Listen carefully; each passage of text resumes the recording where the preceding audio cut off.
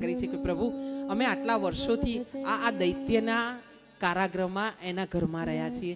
અમે એક દિવસ પણ રહ્યા હોતે ને તો અમારો પરિવાર કે અમારો સમાજ અમને સારી નજરથી ના જોતે, કહેતે કે એ દૈત્યની સાથે રહીને આવી છે.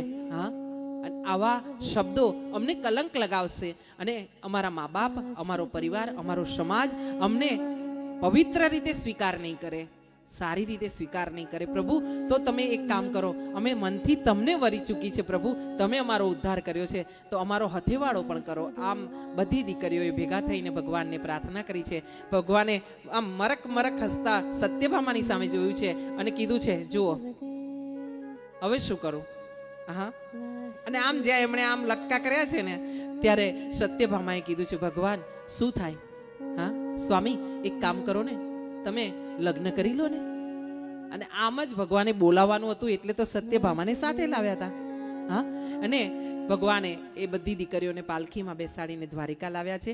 દ્વારિકા લાવીને ભગવાને એમની સાથે હથેવાડો કર્યો છે. ને આમ ભગવાનની 16,108 પટરાણીઓ અહીંયા થઈ છે.